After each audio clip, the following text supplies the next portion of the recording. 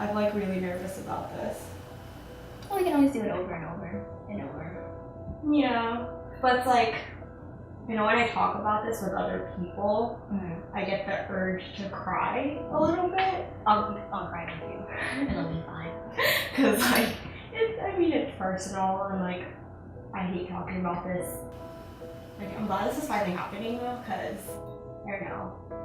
I think this is the year that it needed to happen. There's so much went on this year that makes this relevant and important. So, like, when did you realize you kind of first had anxiety? It was actually a couple years ago I first noticed it was an issue. I was at a house party and I was staying there overnight, and I noticed one of my friends was with a guy I liked. And the moment I saw that, I felt my chest constrict, like I was having a hard time breathing, and my mind was racing through all these different scenarios of the worst possible outcomes, and each one was worse than the first one I thought of, and with every thought, I could feel all the emotions as if that situation had happened for real. If you had a bunch of scenarios laid out in your head and you're thinking about it, does it happen in a matter of like over the course of the night, or is it like instant, like every I think in the minutes? first 10 minutes, you think of all the range of possibilities.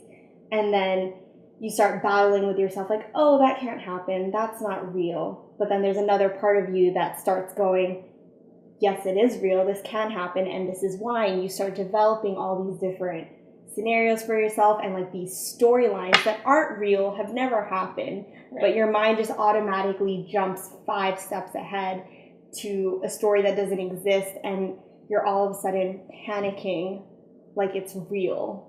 And you lose all sense of time, all sense of reality. So it could feel like you're experiencing that panic attack for maybe 5 to 10 minutes, and it could be 5 hours later. I don't know, because I think everyone gets, whether it's at work or something stressful, like maybe a friend and you are fighting or something, but like everyone can say, oh, I'm anxious, or I feel tense, but I don't know, because I'm definitely at work. Someone asked me to do 5 things, and then a 6th thing comes up, and it's like, no, that's anxious versus anxiety, or is it like, is it more of a spectrum, or? I think it's definitely a spectrum. Everyone experiences anxiety in their everyday life. It's a natural emotion, but some people are better at handling it than others. Some people are able to think clearly and figure out what they need to do. And for other people, it just takes a little bit longer to make sense of what's happening around them. Anxiety looks different for every person. I mean, I could have really bad anxiety, but it pertained to a certain situation. And another person, theirs could be something completely different, but we both still have that anxiety to us. From your experience, how do you think it affects me or your other friends or family who don't know something's up? Don't know what to do, but kind of tiptoe around it? Right. I think that's something that I've had to learn about in the recent months, just talking to friends and family. And what I've learned is we get so stuck in our own thoughts, we forget what's happening around us. But anxiety is just as harmful to your friends and family as it is to you, because it's hard to communicate how you're feeling. And because it's so hard for you to communicate how you're feeling, the other person on the receiving end has no idea what to do. They're confused. They're scared. They're nervous. They feel guilty. They start thinking that they might have caused it, even when it might have nothing to do with them. They think the worst situation too, and it becomes harmful in your relationship because you can't communicate what the actual problem is, and then it kind of pushes people apart. It creates all this confusion. I think the most helpful thing is when people are having an anxiety attack, you kind of have to let them go through those emotions, because there's so much that they're thinking and feeling in that moment that they're trying to keep tabs on so many different things, and they can't explain it at that moment because they don't even know exactly what they're feeling or thinking. So in those situations, when a person or a friend is having a panic attack, I think the most important thing is to just let them know you're there, to sit with them, to wait it out with them, and just show that you're there for support, that they're not alone. And then once the panic attack kind of subsides, I think the best thing is to let that person come to you and then say exactly how they feel when they have gotten a chance to kind of reflect and figure out exactly what happened, why it happened, and then go from there. So the opposite would be if someone's like, oh, you're being silly, that would never happen, why are you thinking Exactly. that? No, or just say like, no one's thinking that right now, stop. Right. Because when you have anxiety, you know that your thoughts are irrational, you know that, and you're already having an internal struggle trying to defend yourself that the worst possible situation can't happen. It's not that you don't know the argument, it's that you're just constantly thinking of other situations where you want to prepare yourself, like this could happen. You need to be ready to feel whatever is going to happen when that situation occurs.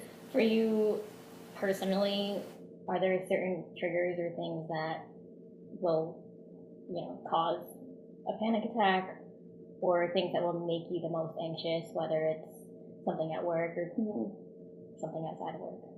I think for at work, I definitely do experience anxiety when my workload becomes overwhelming.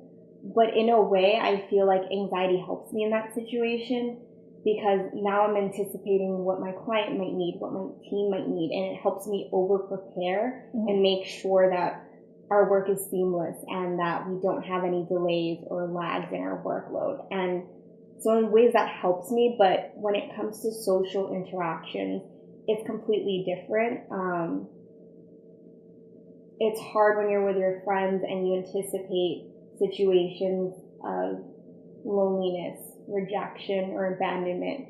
You could walk into a party and all of a sudden you're worried about, am I going to be in a corner standing by myself, like while everyone's enjoying themselves? Or what if I say the wrong punchline and no one laughs and everyone thinks I'm not funny? It's all about like being judged and being deemed unworthy or not cool enough or anything like that. I think have always been like the biggest triggers.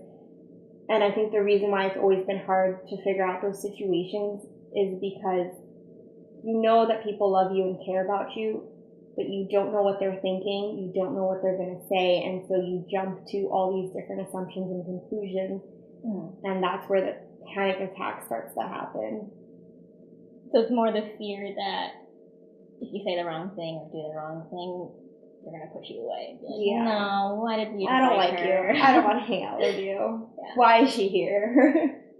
Which I know, like, again, is irrational to think. You're with your friends. Like, obviously they want you to be there. But sometimes that thought gets farther and farther away when you're having a panic attack. How have you kind of avoided that or moved forward or tried to, like, prevent getting yourself into that kind of situation? I know you mentioned like it's a socially triggered thing, but how has that evolved throughout, realizing you first had anxiety? One thing definitely has been to do a type of digital detox. Like, I've taken a break from a lot of social media. I've taken down some pictures from Facebook and Instagram. And it's not like me saying I don't want to show myself to the world, but I just don't want the validation that comes with it, waiting for people to approve or like a photo, or see what I'm going through in my everyday life. I just don't want that to be a part of it. And it doesn't mean that I won't do it later on. I just need a time to disconnect, figure out what's going on, and then later on reconnect when I feel that I'm ready and that I don't need that validation, but I'm doing it because I want to be out there and I want to put myself out there. Another thing has been, I've spent a lot of time trying to travel by myself, learn how to be comfortable with being alone, because like I said before, that's something I'm uncomfortable with. I'm afraid of being alone in a party. I'm afraid of walking into a room of people and being by myself. And so I've been trying to gradually put myself into situations of, I'm going to go to a bar and watch a TV show by myself and enjoy a glass of beer and like be okay with that. That was really cool. That's something like, oh God, like I would never. I hated it. I would never do that. Like, oh God, look at this loser by herself. Right, exactly. I hated it when I did it, but yeah. I'm glad I did it because once you do it once, you get better at doing it again and being in situations where it happens again and being more comfortable with yourself. Right. Like traveling by yourself, going to parties by yourself. It's really hard for me. It's something that I'm extremely scared of. But like doing it in controlled environments is like being helpful. Yeah, I think even getting somewhere even 2 minutes before your friend is like, oh God. Now I have to wait. Everyone's going to be like, does she have friends? Right? Yeah. I'm like, you're inside like, I do have friends. You're just all late.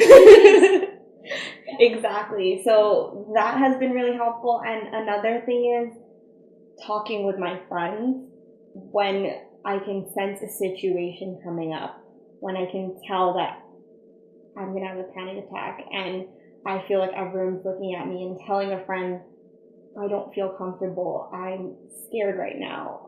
I don't know if I'm wanted here. And letting someone know exactly how you feel so that they can address it. So if there was one takeaway, like just one thing that you want someone to know about anxiety in general or for you personally, what would be the first thing or the takeaway that you'd want that person to come away with? I think one thing is that when you have anxiety, it's not about you just having a bad day and needing a hug. Anxiety completely shuts you down, and you need someone to help open you up, to think about situations and to think new thoughts and have new assumptions about your situation. It's not as simple as you need to suck it up. You need to think about the situation and really, really understand what's happening to you.